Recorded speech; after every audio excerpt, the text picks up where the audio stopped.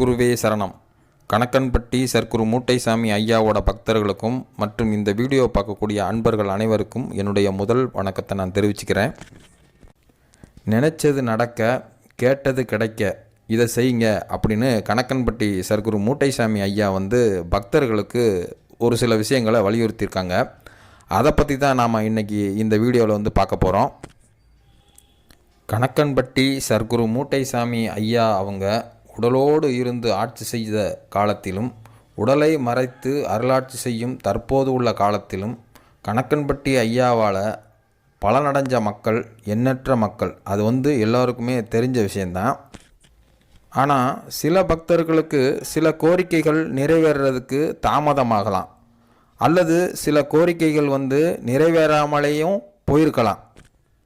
அதுக்கெல்லாம் என்ன காரணம் அப்படின்னு ஆராய்ச்சி செஞ்சு பார்த்தா சர்க்குரு மூட்டைசாமி ஐயாவே மக்களுக்கு வலியுறுத்தின சில விஷயங்கள் அதில் இல்லாமல் இருந்திருக்கலாம். அப்போது சாமி அவங்க என்ன விஷயங்களை மக்கள்கிட்ட இருந்து எதிர்பார்த்தாங்க, அவங்க கேட்டதெல்லாம் நான் கொடுக்கறதுக்கு தயார் அப்படிங்கும்போது என்ன விஷயத்தை எதிர்பார்த்தாங்க, என்ன விஷயம்லாம் செய்யணும்னு சொன்னாங்கங்கிறத பற்றி இப்போ பார்ப்போம். சில பக்தர்களுக்கு சில கோரிக்கைகள் கேட்டு வரும்போது சாமி சொல்கிற முதல் விஷயம், கொடிய கர்மவினை பயன்கள் எதுவாக இருந்தாலும் அதை அனுபவிச்சு தாண்டா சாமி ஆகணும், அனுபவிச்சுட்டு வா, அதுக்கப்புறம் பார்க்கலாண்டா அப்படின்னு சொல்லிடுவாங்க. ஆனாலும் அந்த பக்தர்கள் சாமி முன்னாடி நின்னதுக்காக அவங்களுடைய வினை பயனுடைய தாக்கத்தை சாமி குறைச்சிருவாங்க. அதாவது அளவுக்கு அதிகமாக துன்பப்பட வேண்டிய ஒருத்தரை அதிலிருந்து மீட்டு அதை இலகுவான கஷ்டத்தோட அவங்க அனுபவிக்கிற மாதிரி சாமி அதை செஞ்சுருவாங்க.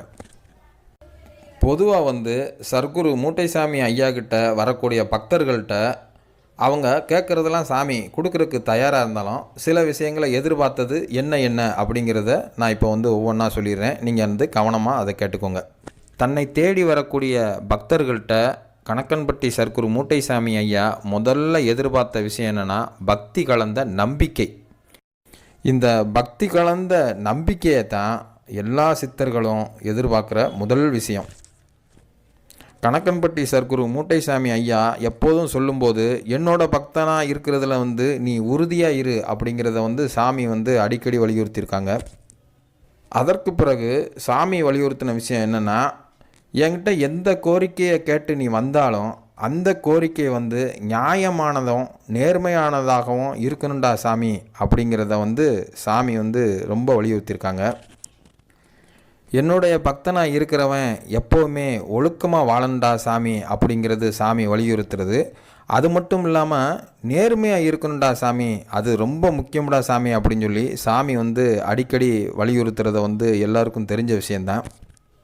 என்னோட பக்தனாக இருக்கிறவனுக்கு கோபம் ஆகவே ஆகாதரா சாமி அப்படிங்கிறதும் சாமி சொல்லுவாங்க. எப்பயுமே பொறுமையாக எதனாலும் நீ நிதானமாக கடைபிடிச்சி செய்டா சாமி அப்படிங்கிறதும் சாமி வலியுறுத்தின விஷயங்களில் ஒன்று.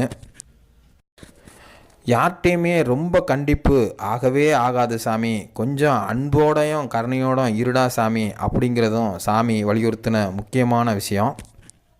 எல்லாத்துக்கும் மேலே சர்க்குரு மூட்டைசாமி ஐயா தன்னுடைய பக்தர்களுக்கு எப்போவுமே சொல்லிக்கிற விஷயம் ஒன்றே ஒன்று, பசித்தவனுக்கு உணவு கொடுடா சாமி, தவிச்சவனுக்கு தண்ணி கொடுடா சாமி, இதுதாண்டா தர்மத்திலே மிகச்சிறந்த தர்மம்டா சாமி.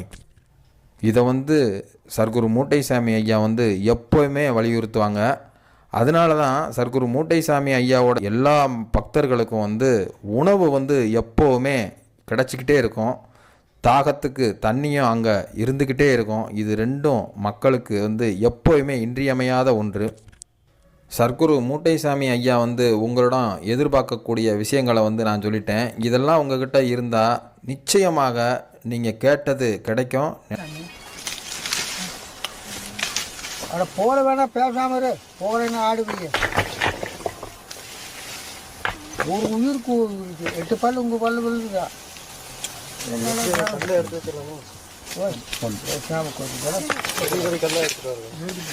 நீ யாருக்காக போகுது பார்த்து வர, எந்த கடை ரெண்டு வர, நம்ம கையை உட்காந்து போ. காஞ்சிபுரத்துக்கு என்னோட வந்தியா? காஞ்சிபுரத்தில் கால்நடைன்னு காட்டுங்க போப்பாயே உங்களுக்கு இருக்கப்பா பேசாம போன வாங்கிட்டு வரப்போ பேசாம உட்கார் பேசாம உட்காருனா